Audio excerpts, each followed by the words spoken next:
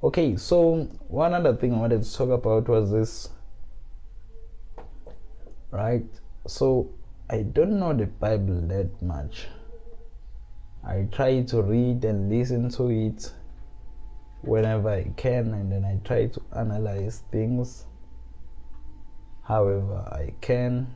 So I've been helped mostly with listening to Jordan Peterson's was interpretations of the Bible and the Bible stories, and that has helped. And I wished, obviously the guy is a busy guy, he's a busy person. I wished he would rush into analyzing the whole thing. Like there is this fear actually that the guy will die before finishing the Bible, because him analyzing the Bible in his, he call it, I think, the psychological meaning of the Bible and whatever,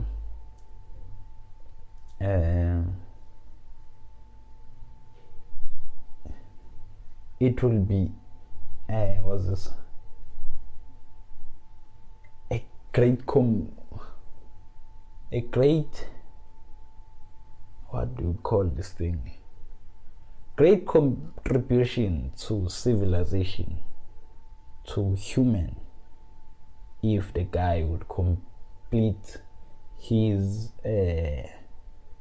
lectures on the Bible series, right? Because he would answer a lot of questions, because the Bible isn't as easy to understand as one would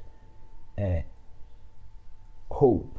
You have to be deep, have to be digging deep in the Bible before even understanding the thing, right? So I've been having this problem, right? So I'm into filmmaking, I'm into photography, but the problem is that I'm broke, right? So if you're broke, you have to find a job, and then being a resentful guy, not liking doing things that I don't like, and being this cocky, I want jobs related to computer science at least, or photography, right? But my mother hasn't been, not that she hasn't been supportive, how to put this, okay, so how I am, like, right, as a person, is that I don't really care that much about what my family thinks about my I don't even care at all my ambitions, right? The goals that I pursue, or things that I pursue, to the point that I mostly don't even tell them what I'm doing, because I buy my own stuff, so I don't bother anyone with anything, right?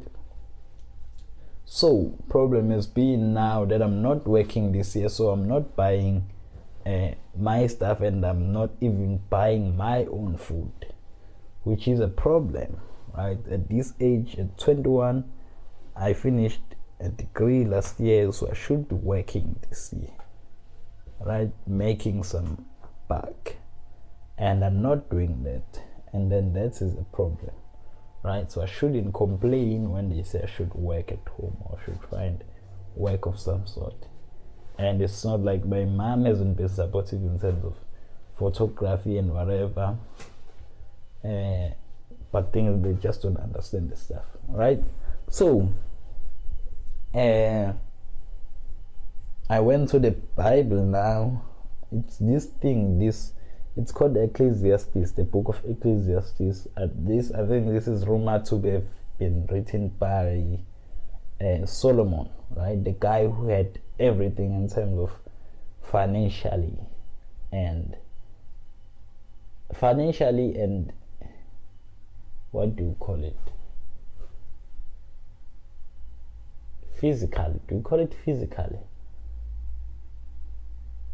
In terms of property and being rich or wealthy. This guy had everything, right? So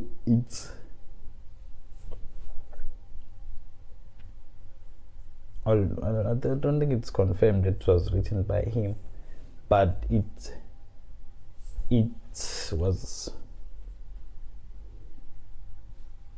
gives perspective, right? It gives another perspective to life, having something written by someone who has achieved everything in terms of things to achieve as a person, right? Things to add to your life, right? He goes to say life is meaningless, wisdom is meaningless, not life is meaningless. What did he say there? The first verse. But he talks about how most of the things that we do, everything is meaningless, right? And talks about the things we do that are meaningless in life and whatever, right? So it goes on to say, I'm not sure if he says life is suffering, but she goes on to say the misfortune of life, how people spend their lives busy. What's this? Is hating? It doesn't say hating. How people spend their lives or do things because they envy other people doing those things or whatever, right? So he goes on to provide some sort of a, what's this? Some sort of a, I don't think what does it provide? It's some sort of a, okay, I'm butchering this whole thing. So he goes on to provide some sort of an antidote. Is it an antidote to all this chaos, right? So it's Ecclesiastes 5 verse 18 to 20, right? So it says, this is what I've observed to be good, that it is appropriate for a person to eat and to find satisfaction in the toilsome labor under the sun during the few days of life God has given them, for this is their lot. Moreover, when God gives someone wealth and possessions and the ability to enjoy them, to accept their lot and be happy in their toil, this is a gift of God. They seldom reflect on the days of their life, because God keeps them occupied with the gladness of heart. Right? What is the meaning of that? I would really like someone to explain that one for me. Alright? Because I've been thinking about it in terms of passion, right?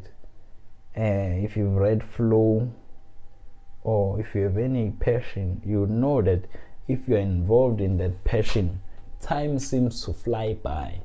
You don't necessarily seem to, I wouldn't use remember the days.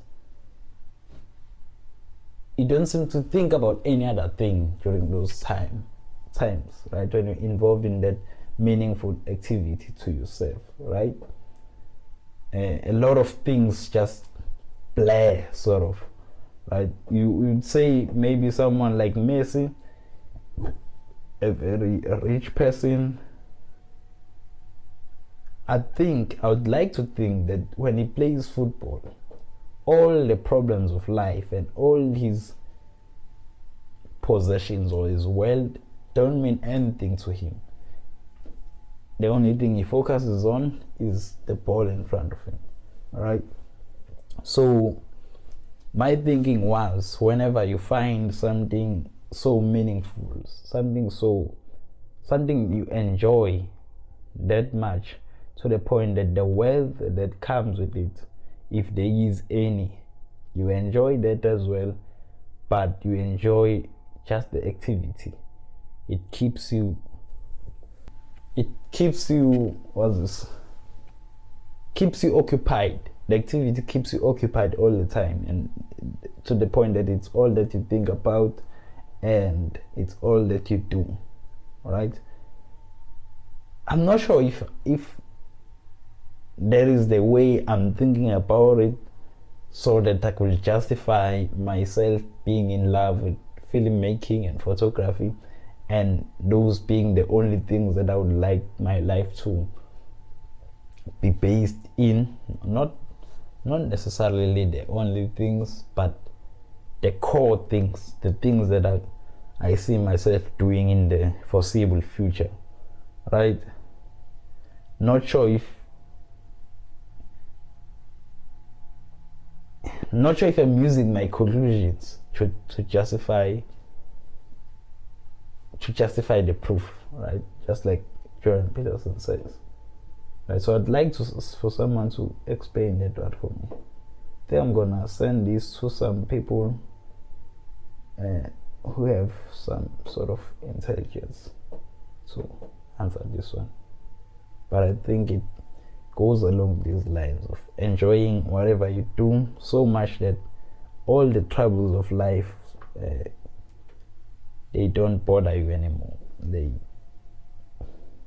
If you have something like that is a gift of God, and you should continue on enjoying that. That's how I think about it. Might be wrong. Oh, speaking of being wrong,